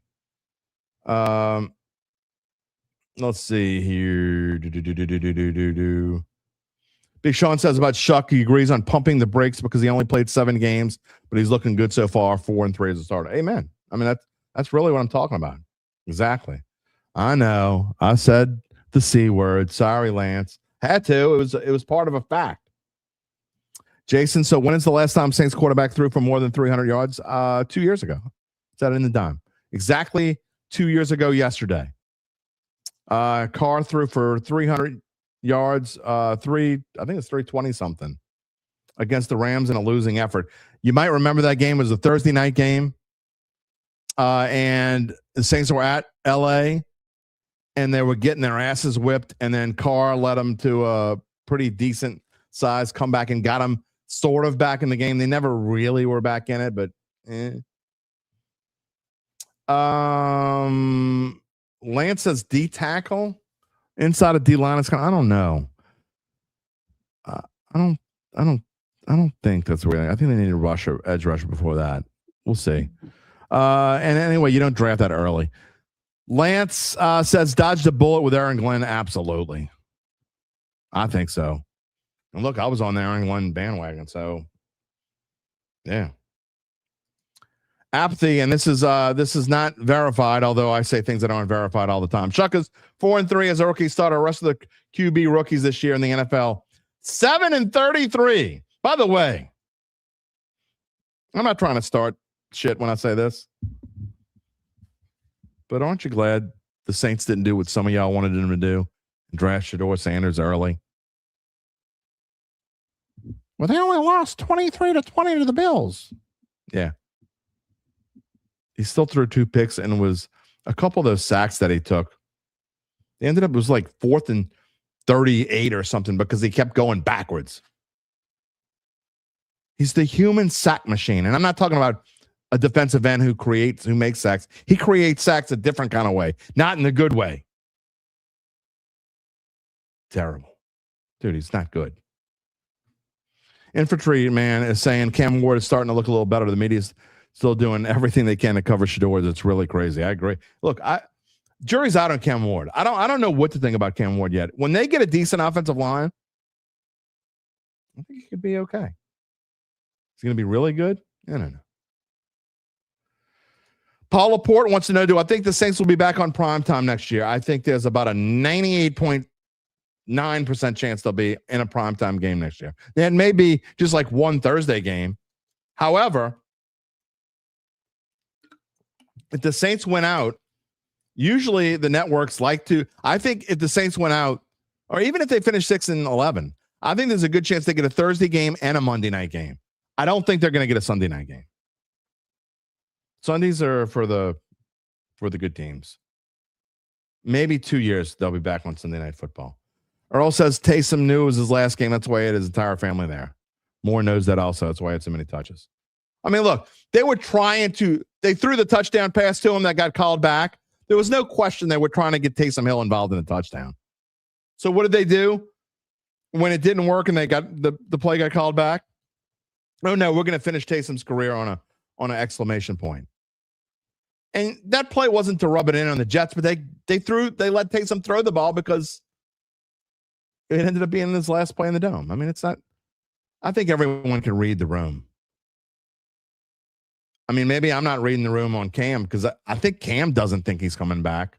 If you listen to him, but is he coming back? I think they're going to find a way to bring Cam back. And Demario Davis, if you finish this season with more tackles than you had last season, which was already the most you've had in your career, just unless he wants to go, you find a way to make Demario. Besides that, Demario Davis is the unquestioned leader of this football team, not just the defense. Demario Davis is the unquestioned leader of this football team. That includes the offense too. Demario Davis is coming back unless he doesn't want to. Lance says he felt Taysom. Grateful he was one of us, but I feel he was more grateful to be one of us. That means a whole lot. It does, man. That he wanted and loved being a Saint. Absolutely. That's the best comment of the day so far. S. Callie says that was tearful. Agrees, done. Lance says Kendra Miller doesn't count. Hope he's healthy. You can't count him. I'm almost caught up. I'm only 10 minutes behind now. Jason says first run has to be a playmaker, hands down. First, I don't agree with that at all. I think with again, I'm going to say this, and it's only December. I may change my mind or I may tweak this or whatever, but it's December. We can talk about what they need, whatever. Saints need to trade down, in my opinion. You're going to draft somewhere in the 8 to 11 range. And I just think that the Saints need to trade down and start stockpiling some picks. And then I'd like to see him get a running back at the bottom of the first round, if it's Jeremiah Love, or I don't know where he's going to go. Maybe he'll go in the top 10. They won't be able to. You think top 10 for sure? Gabe says top 10 for sure. We were saying it wasn't even that long ago. It wasn't like maybe a month ago that we were saying in the 20s. I don't know. We'll see. But you can't. Playmaker. Playmaker usually means wide receiver. The Saints cannot. I just think you draft a wide receiver in the first round. I just think it's silly. We got so many differences of opinions. I don't remember who was it 5 minutes ago that said the Saints aren't going to draft a wide receiver, and then you got Jason saying they need to draft a playmaker, which he means wide receiver. That's his way of saying wide receiver. I get it. Marley says edge rusher was what he meant. All right, we got to get to Gabe here. So Mark Gapsky is here. He'd like to take something for one more year to reduce salary. I just don't think it's going to happen. I would not, Mark. I got to be honest. I love Taysom Hill. I absolutely appreciate everything he's done, but I just don't think he fits in here. Other than yesterday, and again, I think he was just playing on sheer emotion yesterday. I think that he's just not able. He's not going to be able to do it. Yeah, Shaheed is a free agent. I don't see him coming back. Possibly. I know it's Jalen Polk. I know. I got it. Thanks to all the 6 or 8 of you who are trying to correct me. I understand. I knew I messed up when I said it. Kyle says, you wonder if Taysom would be somewhat improved with another 8-10 months since the knee. I just don't think you improve at that age, Kyle. Maybe. He was shocked he was able to come back so soon. Look, I get it. Taysom's a different kind of athlete. There's no question. I just don't think. Stephen Hartzell, I'm just enjoying how this team has come together. Steve, thank you for joining us so much. Me too. It's been a lot of fun. No question. Daryl says, please pull my receipt saying Vele is so much better now than Denver's 4th round choice next year. It hasn't made the team yet. Okay. All right. We're going to move on, and it's time. We'll probably talk a little more Saints before we go, but we're at the hour and a half mark. We have not even talked to Gabe Henderson yet. I don't know why. I mean, you have. That's right. You were on earlier to help me out. What's going on this Monday morning? Your Texans made you sweat a little bit. Win's a win. Win is a win. The group chat was very lively. It was very sky is falling, Chicken Little, but I'm sure, as usual, remaining level-headed. Because that's who fans are, man. When you look, at least you're the point to where you win ugly. You know, when you're the Saints and you win, they're just they won. Holy shit, they won. Gabe Charles is saying they definitely improved. UBN says our group chat was quiet. I can't comment when I'm in the dome. It's hard for me to text. Yeah. So, all right, what you got for me this morning? Well, someone asked you a question earlier. Actually, before that, I do have a question for you because I thought of a little bit of trivia while you were on there. And okay. Took the liberty to look this up. Do you know when the last time a Saints quarterback had 49 or more passing attempts? Wow. Well, I mean, you're asking me this question, so I'm going to guess it was Drew Brees. It was not Drew Brees. But it was since Drew Brees, though. Winston? It's not Winston. No, I don't know the answer then. It was Lance's favorite quarterback. Oh, you just wanted to mention Derek Carr. No, I really wanted to know the answer to the question because I looked at that. I mean, that was just game yesterday, and I didn't actually see Shough's stats until after the fact. It didn't feel like he threw the ball 49 times, but he was a little off there in the beginning. I will say that the first quarter, I was, in fact, all the way into the second quarter. Say you just trying to the answer before we get to that. The answer was October 19th, 2023. All right, so it's been 2 full years in a 24-31 loss to the Jags. That was usually when you that was Jags game, and that was the one where that was a Thursday night. It was a night game. Moreau dropped the touchdown. That's right at the end. That's right. He sure did. Yeah. But they weren't bitching about Foster Moreau like they bitch about Chris Olave. That's definitely sure. Oh, they're just going to they're just going to mess with you now. Texans are not making the AFC Championship. Lance says Never Texans, made it before. So. Texans versus Denver in the AFC Championship. Exactly a bold prediction. God, the Texans are a better team than Denver, Lance. Texans are when CJ Stroud was playing in that game, they were up. They were coasting against Denver, and I think we saw yesterday Denver got exposed. Yeah, they got exposed. And look, Denver's a fraud. Texans don't have the offense. I mean, Texans' offense is as good as Denver's offense. Sorry, I hate to tell you that, Smoke. Circles around the Denver defense as well. I take CJ Stroud over Bo Nix. So would I. All right, what else you got? What did you? That was your thing. That's what you were waiting to talk to me about? Okay, so yeah, sorry, they got me off track. So someone asked earlier, and I think this is a great question. And I think you and I are aligned on this. Someone asked, "What do you need to see from Tyler Shough to crown him the franchise guy?" There is nothing I think that we need to see. Or nothing we can see over the next few games to give us a definitive answer on that. The answer is just time. You need time in this league. You want to crown him? Crown his ass. Crown his ass. You need to prove that you can do it over an extended period. When teams have definitive tape on you, when you've got different personnel around you, you need to prove that you can adapt to this league and it's not just a Jeremy Lin run. And that's not me saying that I think this is a Jeremy Lin run from Tyler Shough. It's just I'm not ready to crown someone after 7 games, and nor are you. Who would? I mean, besides the pie in the sky fan. Look, I love y'all, but pie in the sky fans are the same.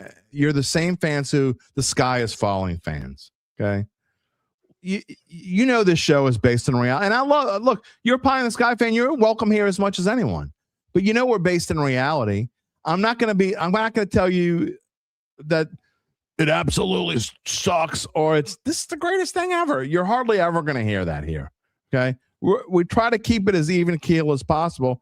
And again, Shough could be the future of this team, but after the Rams game, people were saying Rattler wouldn't have lost to 34-10. We had that all over. Go back and watch the Mano E Monday after they got their asses kicked by the Rams, Go back and watch because when they lost to the Rams to the Falcons 24-10, similar thing. Oh, that Carolina game was a fluke. They only scored 17 points, then they scored 10. So again, it's the same. I had seen enough of Rattler.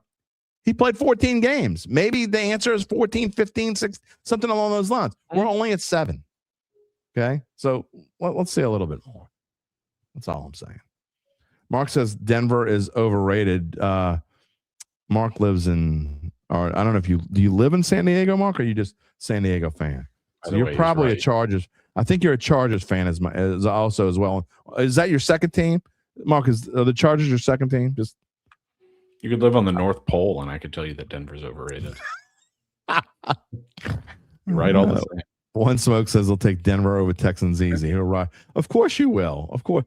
Remember what happened to Denver to start last year's playoffs? Spoiler alert. Absolutely boat raced. Spoiler alert. I'm about 80% sure that in my best bets the first week of the second round of the NFL playoffs, because I'm assuming Denver has a bye. They might not have a bye anymore now. But whoever Denver plays in the first round, I'm about 80 to 85% sure that one of my best bets is going to be betting against Denver. That's probably going to be a universal pick across the board. It very well could UVN's be. UVN's Denver sucks. I mean, I'm not going to say that. I'll say they suck in the same way that I think the Bears suck. Okay, by the way, that might be the luckiest MFing victory I've ever seen in my life. But kudos to them. That being said, I mean, theoretically, okay, so the Bears can they still be the number 1 seed? Or no, they can't be the number 1 seed, right? They could absolutely be the 2 seed. So you could have Denver and the Bears as 2 seeds.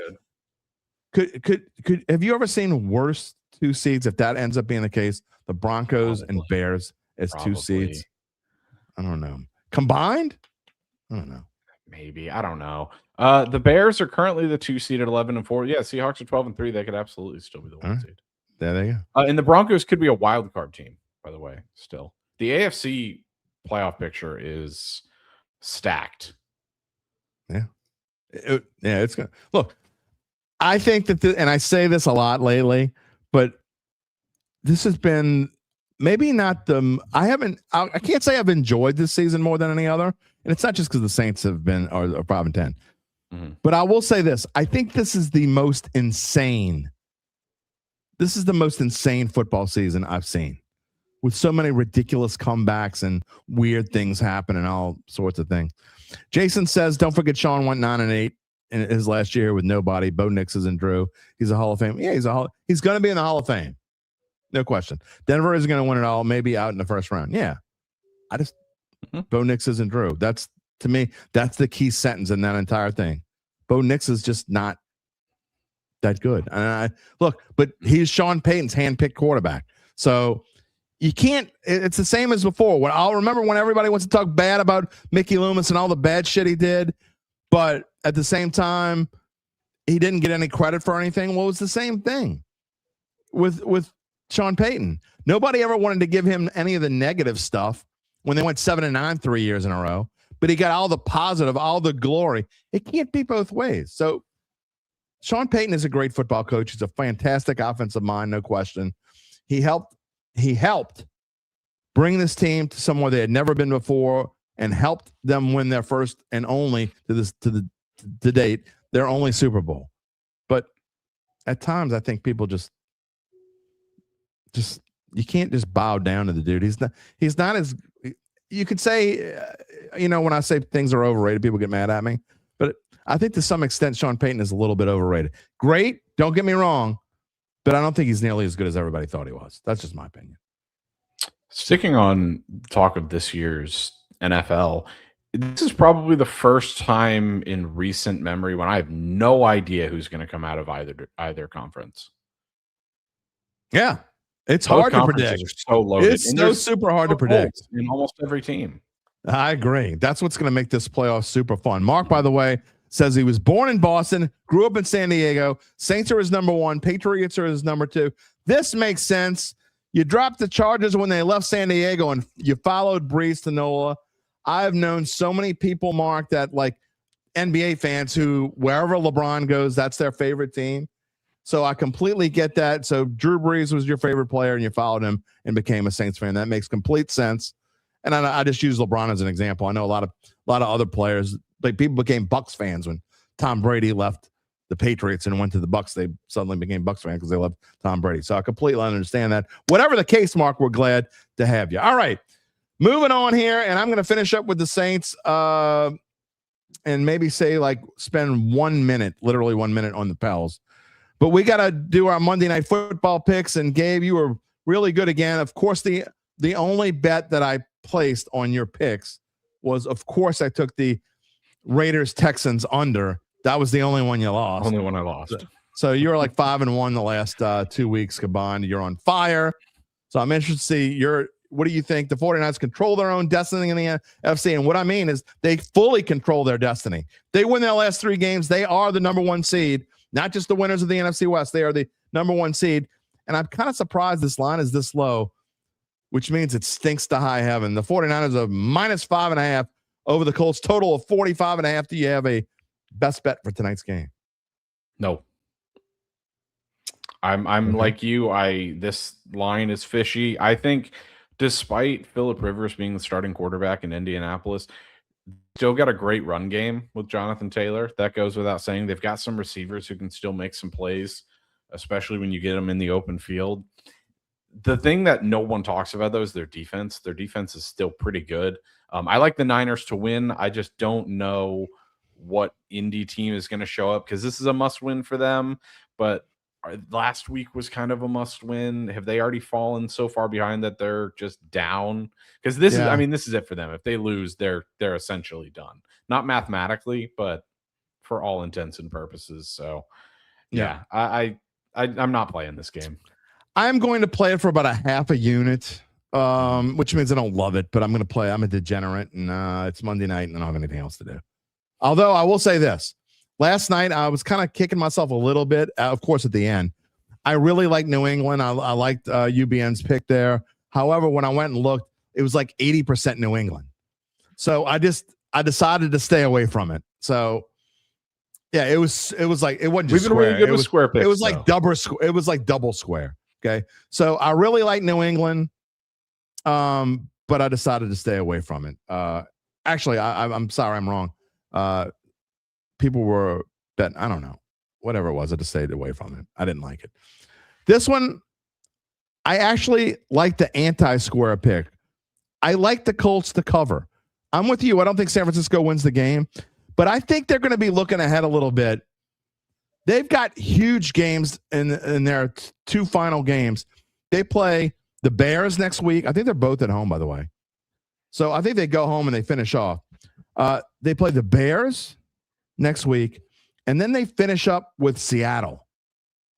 Two monster games. So I think the Niners are going to be caught just peeking ahead just a little bit. I think Old Man Rivers is going to do enough. I also like the under. I also like the under. If I were to have to play it, I would play the under. But I'm officially going to take for a half a unit. I'm going to take the Colts plus 5.5. UBN says he likes the Colts to cover. Purdy needs to not be dumb with the throws. So there you go. There's my picks. If I know we like to sometimes mention teams that have bleak futures. The Indianapolis Colts might be in waist time mud. Yeah, but they seem like they always are, and then they came running out of the gate this year. They do, but here's the thing, though. They haven't won the division since I think it's since Chris Ballard's been the GM. He's a cat with 9 lives. I don't know how he's still the general manager there. Yeah. But he traded 2 first-round picks for Sauce Gardner. They don't have a first-round pick next year. Daniel Jones is injured. They don't have a quarterback. I don't know. I don't. And then I think Daniel Houston Jones and Jacksonville look really good. I think Daniel Jones comes back. Yeah, but I don't know if he'll be ready to start the year. I don't know. It's hard to come back from a partially broken fibula on one leg and a torn Achilles on the other. Fair. It's all right. He's beat up. Well, next time I see you, it will be Friday, December the 26th, and we'll be doing pick'ems, and we'll see if you can continue your hot streak. Merry Christmas, my friend. Merry Christmas to not only you, but also every member of the Dat family. Absolutely. See you Friday. Sounds good. All right, everybody. Before we go, there's a couple more comments I wanted to get to here. Apathy says, yesterday may have been the wildest weekend in the NFL in a long time. DK Metcalf punched it. Did y'all see that? DK Metcalf punched a fan. The ending of the Lions-Steelers game and the Bears game ending, that's just,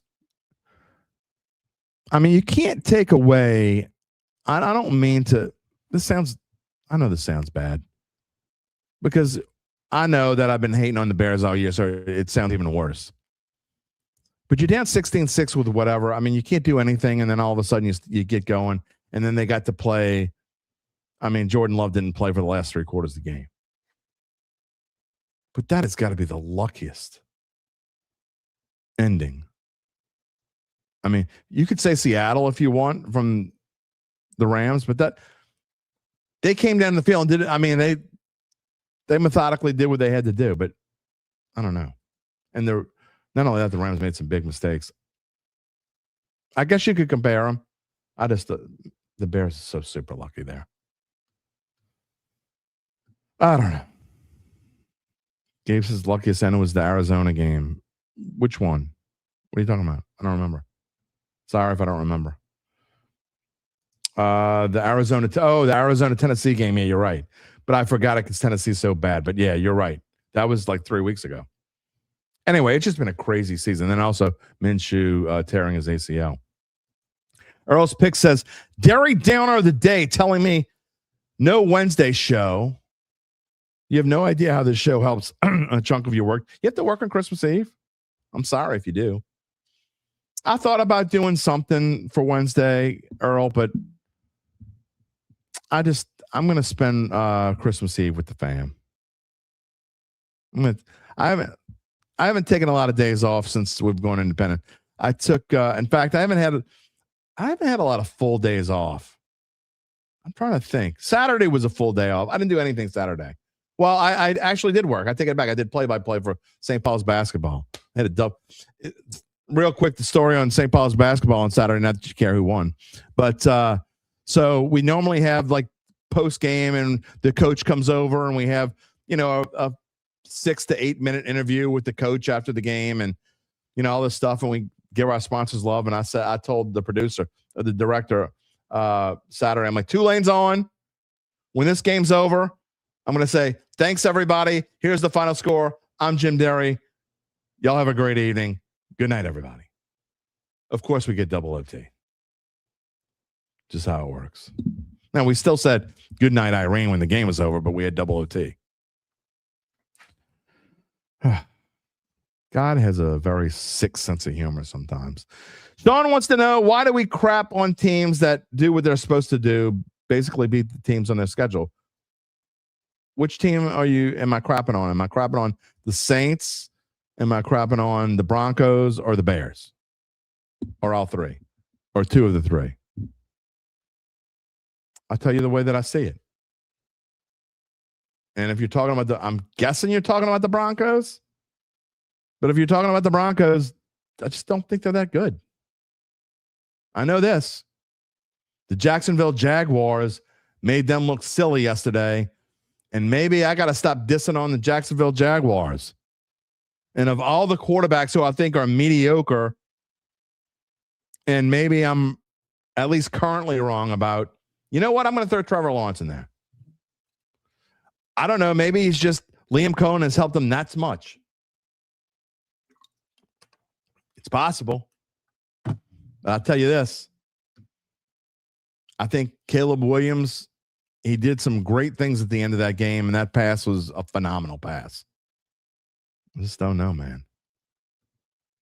They could all prove me wrong. It could be a Broncos-Bears Super Bowl, and I'll have to eat Crow Po' Boy, baby. That's going to be a daddy. Crow Po' Boy. Definitely a daddy. The Daddy Awards coming up a week from Wednesday. Mark says he'd like to sign Alec Pearson free agency.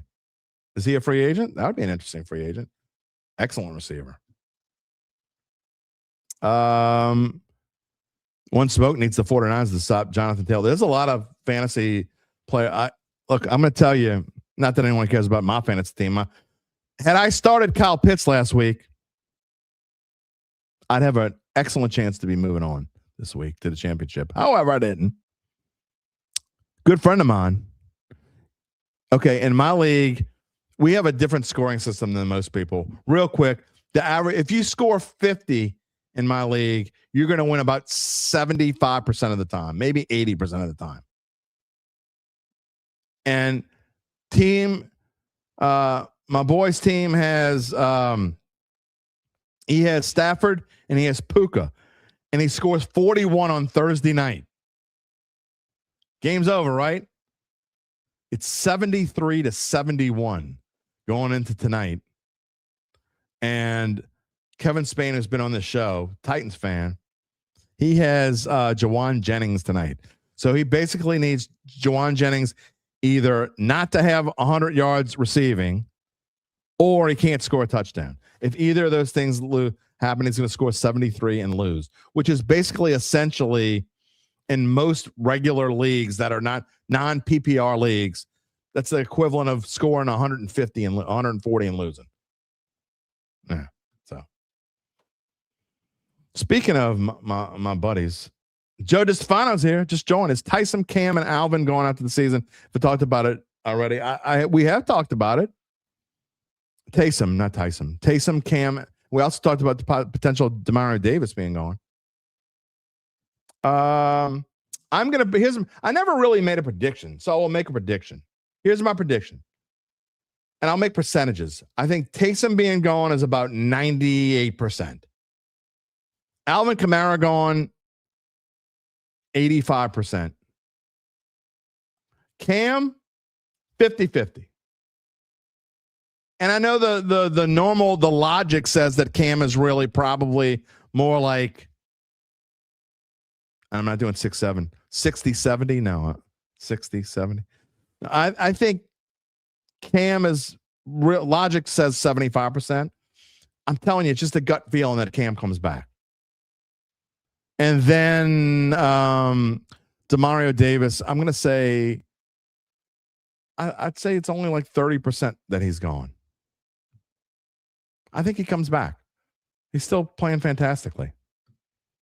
Calvin says Breece Hall if the Jets let him sneak. Yeah, I don't think that's going to happen. You'd have to trade a lot to get Breece. If they were going to get rid of Breece Hall, I think they would have done it already. I don't think they're letting Breece Hall go. Shough, One Smoke says, I'm too hard on the Bears. They play good ball and DA defense is doing what they do. We'll see. I ain't buying it. I'm just not. And they finished with 49ers and Lions? I think they finished 49ers Lions. Yeah. If you win both of those games, I'll be impressed. Although the Lions might not give a damn because they can mathematically be eliminated, I think, this week coming up. Sean wants to know what would be my worst Super Bowl matchup with the potential playoffs for the season. I just told you. And I don't mean it sound like I'm putting you off because I'm not. My worst potential, I would just shudder at Broncos Bears. Or no offense, Gabe, Texans Bears. I'd be like Jags Bears. Any AFC South team or the Broncos against the Bears. Gabe says, oh, we have Steelers too. Steelers, Bears. That would be bad. Because then we'd have to hear the whole A-Rod, who's your daddy? I'd root for the Bears. I mean, I would root for the Bears in that. I would root for the Bears in that game. I was rooting for, this is how bad it's got. And I love, y'all know, if regulars know this, I love Mike Tomlin. Absolutely love. But Aaron Rodgers has destroyed the Steelers for me. I really think that I was rooting for the Lions yesterday against the Steelers. Y'all know what I think about the Lions. I was rooting for the Lions over the Steelers yesterday. Earl's Picks deserve a day off. Thank you. I know you were messing with me. So what? Who else in the NFC would I not like to see? Let me think about it for a second. Oh, well, what about? How about this? Would never happen. How about Jags Panthers?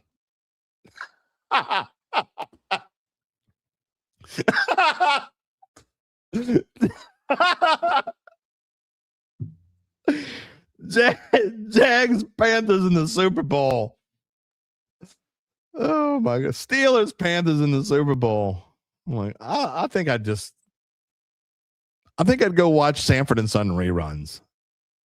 I mean, y'all want to go do something for the Super Bowl? Sure, let's go do something. Who's playing in the Super Bowl, Dad? The Jags and the Panthers.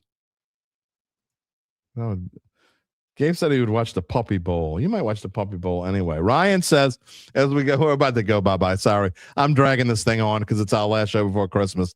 And I'm trying to get as many in as I can.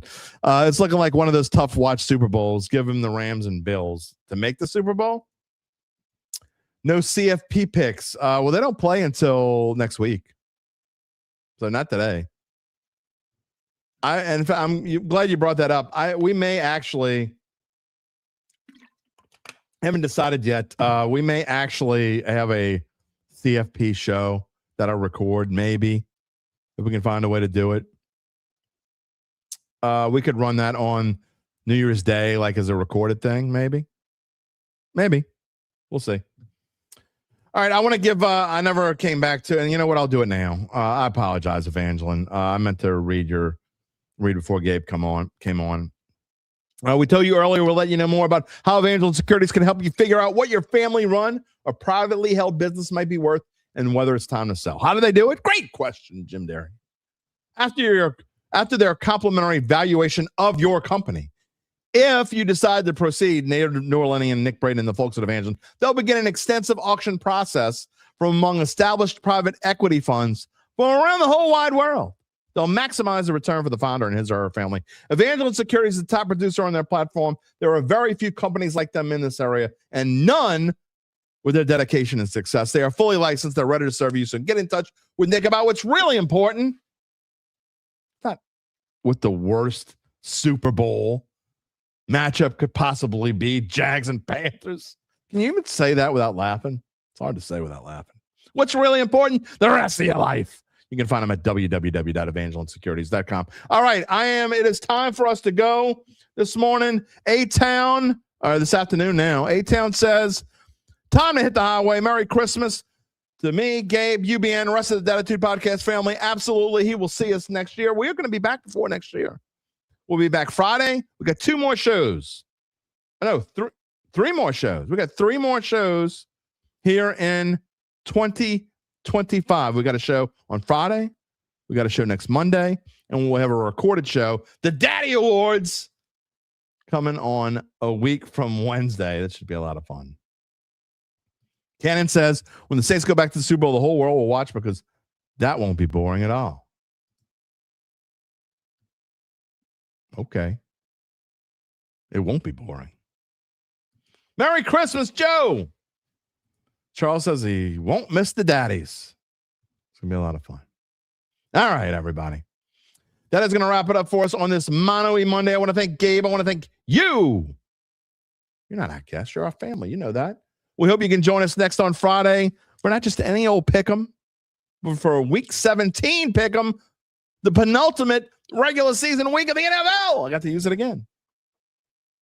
And then we'll have Mano E Monday next Monday after a home game this season.